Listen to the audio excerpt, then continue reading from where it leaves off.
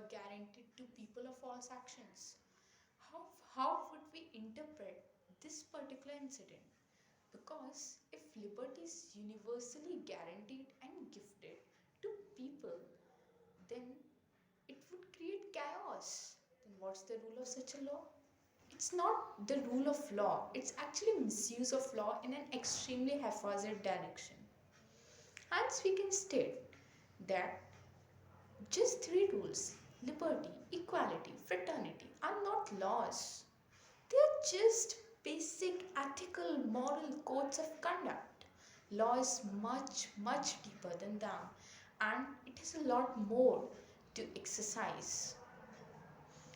Now, how do we interpret that incident when the lady was using liberty in a wrong way? Of course, we know that she was using it in a wrong way, but she was using a legally guaranteed thing in a wrong way.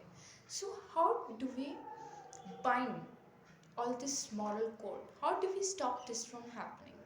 To stop this from happening, we need a larger set of rules. Just three rules of liberty, equality, and fraternity won't do all this for us. Hence, for the sake of establishing an order which can actually be practiced, like you see that the three rules of liberty, equality, and fraternity can't be practiced properly because everyone would make their own definitions of these three rules. Hence, you see that rules are further interpreted by the people. That's why, and this is actually what calls for a proper legal order with its own definition of everything, so that the basic things are not misinterpreted by people in general. And this is the rule of the judiciary. The three basic rules of eternal liberty, equality, and fraternity are part of the legislature because they are basic rules which the legislature made for the purpose of being legislated. But you saw that when they were being misused, we needed a governing body to govern these three rules. And what is that body called? It's called the judiciary. Hence, you see that just establishing rules is not enough for society.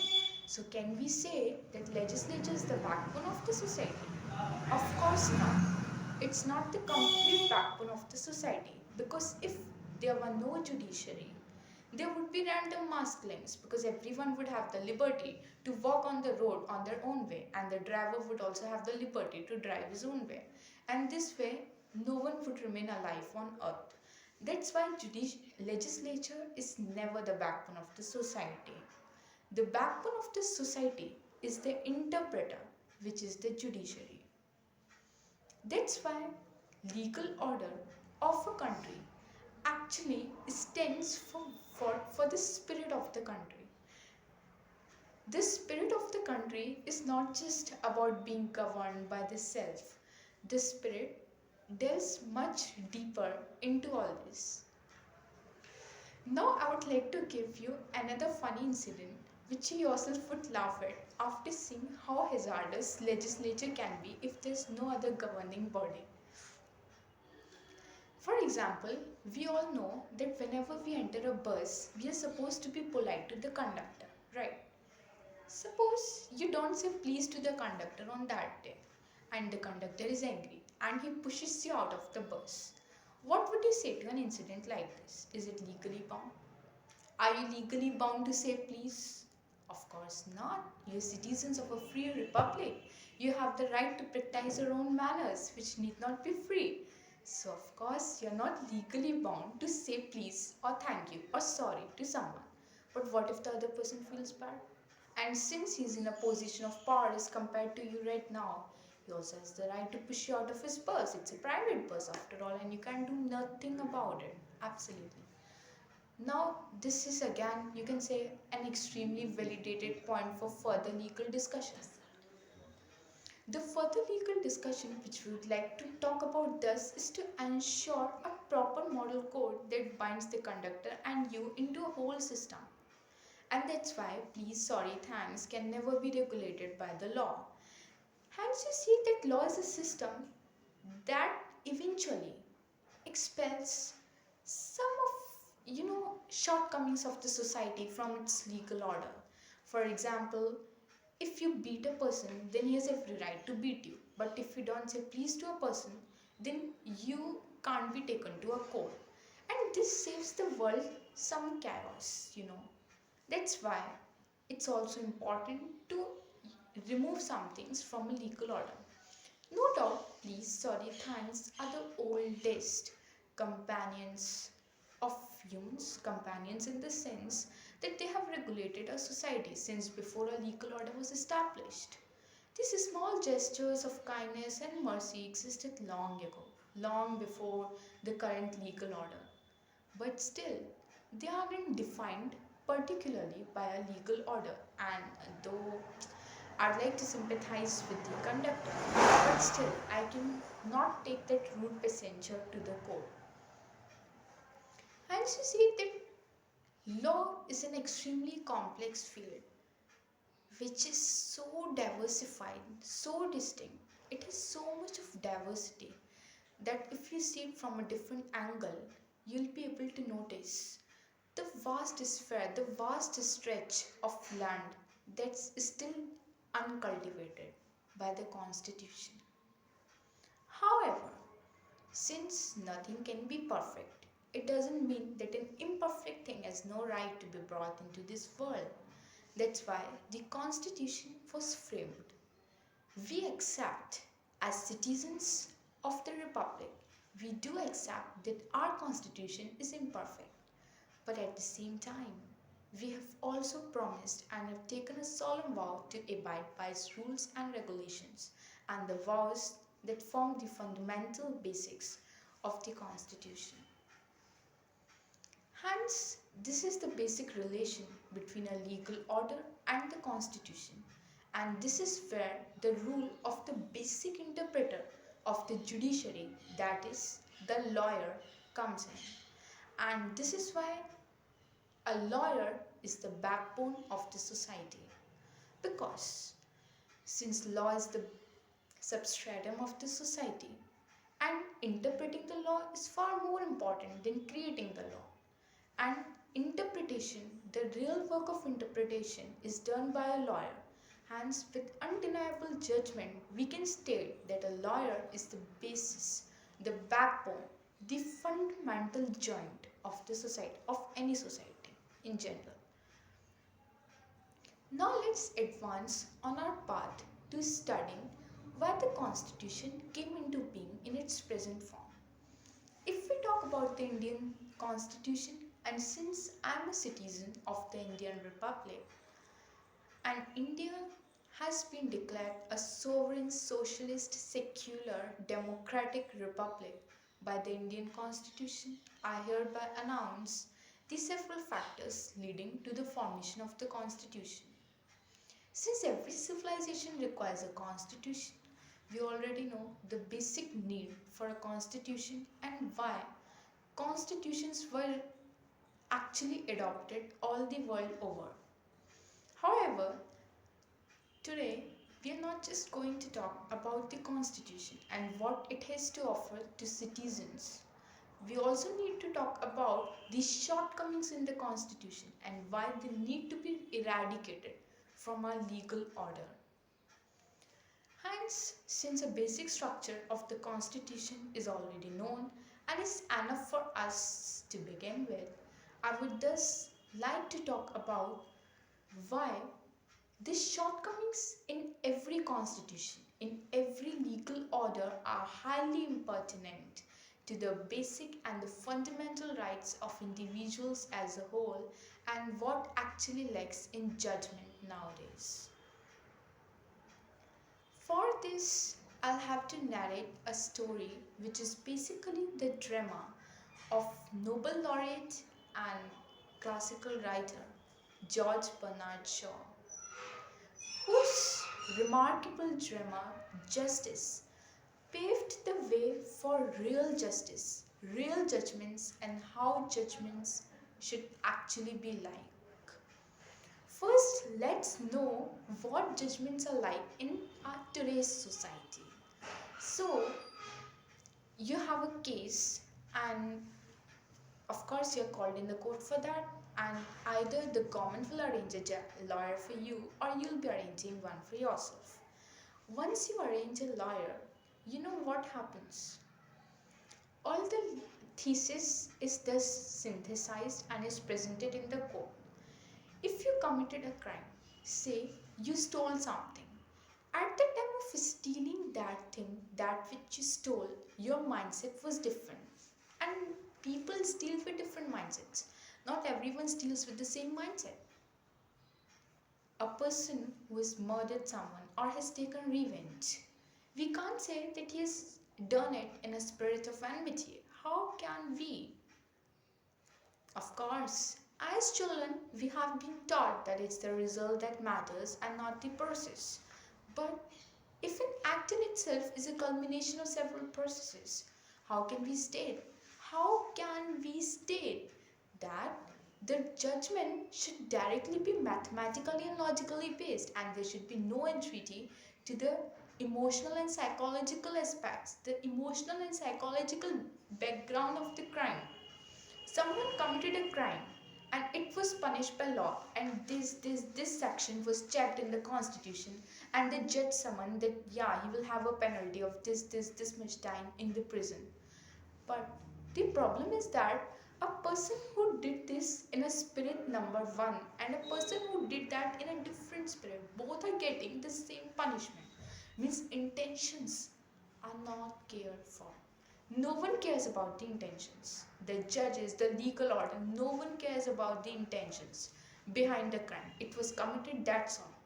Maybe if it were committed by chance and it were proved, then it would be kind of, apologetically accepted that okay, fine. The punishment duration, the long imprisonment would be shortened.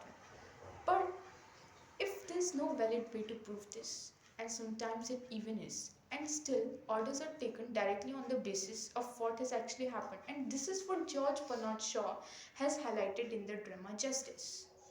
What he's talking about is that the system of justice today, the system of giving justice, of imparting justice, has actually become a robotic process. Just like a robot is artificially programmed to carry out a set of rules and regulations, the same work is being done by a judge. Then why do we even need a human judge? We can take a robot for a judge. Why do we need a human? And this is the first thing I would like to say against today's legal order, that we don't need to pay judges so much, because what they're doing is just according to a set of programs, a set of rules, and any robot could do that more practically, in a better way, without any error. So why a human judge?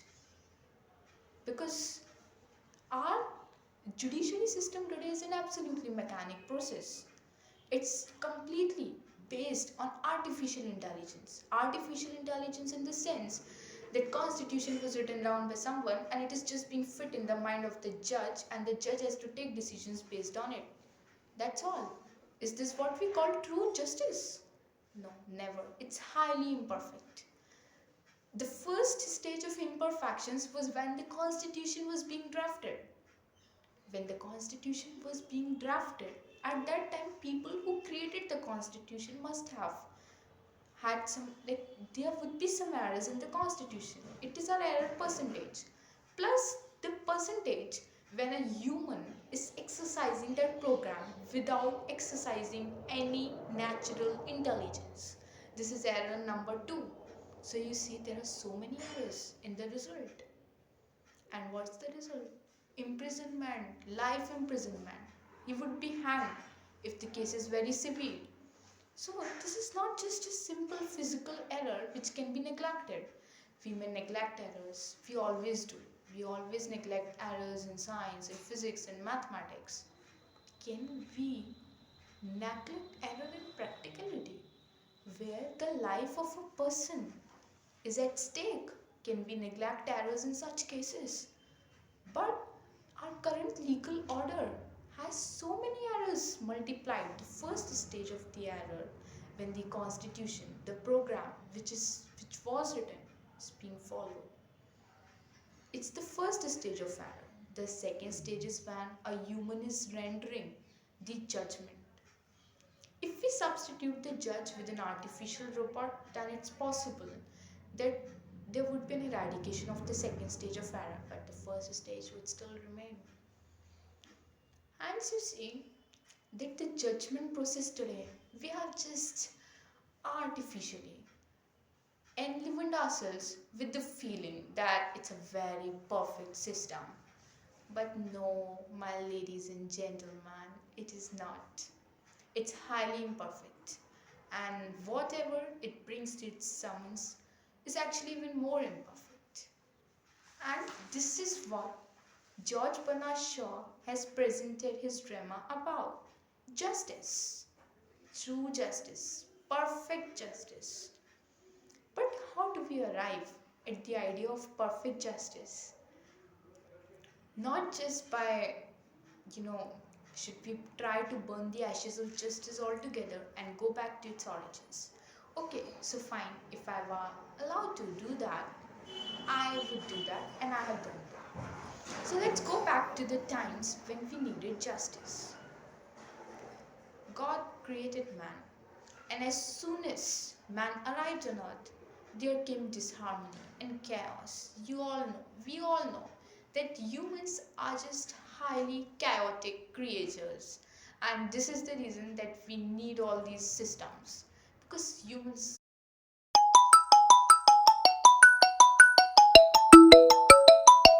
can never govern themselves, and this is one of the imperfections of the most imperfect creature of God, which is man. So, as soon as man arrived on earth, two things were needed. The first thing was that since humans are highly disharmonious, harmony was needed. The second thing that was needed was a system that would resolve their quarrels, their discord, all the quarrels and the discord that they have with, among themselves. Now, for these two things, no one cared about harmony because obviously, no one cares about anything unless and until its result is clear cut in front of you. No one cares about it at all. So, what was cared about for was a system to regulate humans. Since humans were fighting and they would always go to a third person for decisions, the third person, a simple soul, he needed a constitution, a set of rules to guide himself. And this set of rules was thus made in an extremely moral spirit. And when this set of rules was thus created, everyone felt so happy about it that now all our quarrels would thus end. Now let's see how this great set of rules which we trust so much actually functions. How it functions, an eye for an eye makes the whole world blind. A prophet said this. But the constitution of the prophet's own country, and in fact, not just that country, constitutions all over the world hardly believe in this. Because justice is all about punishment. Justice is all about punishment. We think it is true justice. But do you think that rendering life imprisonment to someone is justice to the actual family? It is just making another eye blind, another person blind. However, I would not like to ridicule the idea of punishment. I absolutely understand, and I would like everyone here to understand that it's allowed. Punishment should be and is an integral part of legal order. But the problem is that we made punishment the only part of legal order. We forgot that there are other parts too. And this is where the problem comes in. And this is what makes the legal order even more chaotic than the man who used to fight in the beginning. And this makes this universe an extremely complicated mechanism which we can still sought to improve by taking inspiration from ideologists and philanthropists like George Bernard Shaw himself. So basically, since we know that the legal order is mainly about punishment, and there's actually no attribute that attributes to harmony, we all definitely did need an order that would execute harmony. The reason this order was needed was that legal order in itself was insufficient and incapable to solve all the quarrels of mankind. Rather, it also did add unjust punishment. The reason I called it unjust punishment was that it never took into accountability the factors behind the crime, behind the commitment of the crime. They never did care about this. The legal order in the